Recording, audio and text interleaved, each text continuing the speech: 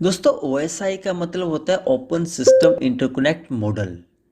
ये डेवलप किया था ISO ने 1974 में। इसमें 7 लेयरें होती हैं और हर लेयर का अपना स्पेसिफिक प्रोसेस होता है, स्पेसिफिक फंक्शन होता है। और OSI लेयर में 7 लेयरें होती हैं, जिसमें सबसे पहले हमारी एप्लीकेशन लेयर और presentation layer, session layer, transport layer, network layer, data link layer और फिजिकल लेयर होती है। इसमें सबसे पहली लेयर होती है वो फिजिकल लेयर होती है, और सबसे लास्टली जो 7th लेयर होती है वो एप्लीकेशन लेयर होती है। और जो हमारी ऊपर की लेयर हैं एप्लीकेशन, प्रेजेंटेशन, सेशन लेयर, इसको हम अपर लेयर और सॉफ्टवेयर लेयर के नाम से भी जानते हैं। जो नीचे की 3 है नेटवर्क, डाटा लिंक और फिजिकल लेयर, इसको हम लोअर लेयर और हार्डवेयर लेयर के नाम से भी जानते हैं, क्योंकि इसमें हार्डवेयर कंपोनेंट काम करते हैं। और जो हमारे बीच की ट्रांसपोर्ट लेयर है, इसको हम हार्ट ऑफ OSI भी कहते हैं।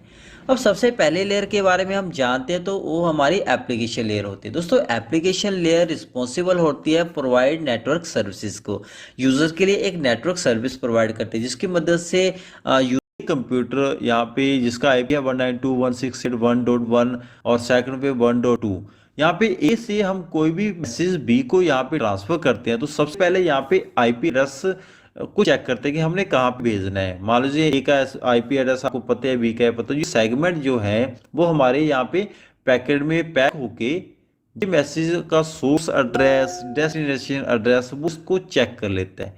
चेक करने के बाद हमारे कंप्यूटर बी को भेज देता है। यहाँ पे भी कहाँ से मैसेज आया और किसको भेजा था वो यहाँ पे चेक लेता है और उस मैसेज को यहाँ पे रिसीव कर लेता है, तो यहाँ पे ये मैसेज पहुंच जाता है।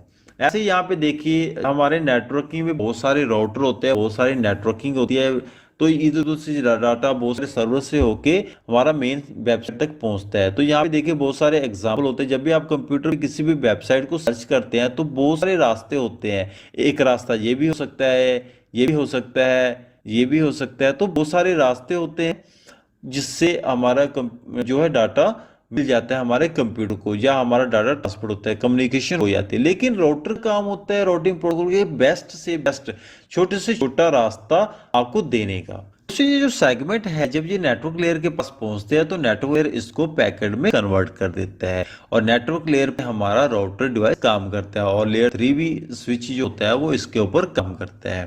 तो नेटवर्क लेयर के बाद हमारे जो पैकेट होते हैं ये पहुंचते हैं हमारे डाटा लिंक लेयर के पास। डाटा लिंक लेयर में दोस्तों 2 सब लेयर होती हैं। एक होती है हमारी LLC यानी कि लॉजिकल लिंक कंट्रोलर। ये यहाँ पे हमारे बैन प्रोटोकॉल काम करते हैं, जैसे PPP, HDLC, फ्रेम रिले। ये हमारे कुछ प्रोटोकॉल जो LLC में काम करते हैं। साथ में इसमें एक MAC address media access controller भी काम करता है, मैक। यहाँ पे पैकेट होते हैं ये पहुंचते हैं हमारे डाटा लिंक लेयर के पास। डाटा लिंक लेयर में दोस्तों 2 सब लेयर होती हैं। एक होती है हमारी LLC यानी कि लॉजिकल लिंक कंट्रोलर। ये यहाँ पे हमारे बैन प्रोटोकॉल काम करते हैं, जैसे PPP, HDLC, फ्रेम रिले। ये हमारे कुछ प्रोटोकॉल जो LLC में काम करते हैं। साथ में इसमें एक MAC address media access controller भी काम करता है, मैक। ये यहाँ पे ये दोस्तों मैक हमारा 48 बिट का एड्रेस होता है जो हेक्साडेसिमल की फॉर्म में होता है। ये हर नेटवर्किंग डिवाइस में अपना एक मैक एड्रेस जरूर होता है, हर एक कंप्यूटर में, हर एक NIC कार्ड में होता है। तो इसका काम होता है, ये रिस्पॉन्सिबल होता है एरर को डिटेक्ट करने के लिए। कोई भी एरर आता है हमारे मैसेज में उसको ये डिटेक्ट करता है। और साथ में यहाँ पे जो डिवाइस रहते हैं लेयर इसमें काम करते हैं डाटा लिंक लेयर में, वो हमारे स्विच आते हैं, ब्रिज आते हैं और NIC आते हैं। और ये हमारे एरर को कैसे डिटेक्ट करता है, तो चलिए इसको समझते हैं। यहाँ पे ए कंप्यूटर जिसका IP एड्रेस और यहाँ पे मैक एड्रेस यहाँ पे दिया गया है, बी का भी यहाँ पे IP एड्रेस और मैक एड्रेस नीचे दिया गया है। तो मान लीजिए ए कंप्यूटर ने कोई भी मैसेज को टाइप करके और साथ में बी को भेज रहा है, तो यहाँ पे ये जो पैकेट है ये पैक होके उसका सोर्स और डेस्टिनेशन IP एड्रेस सबसे पहले चेक करता है, साथ में हार्डवेयर एड्रेस भी उसको चेक करता है और उसको बी में भेज देता है।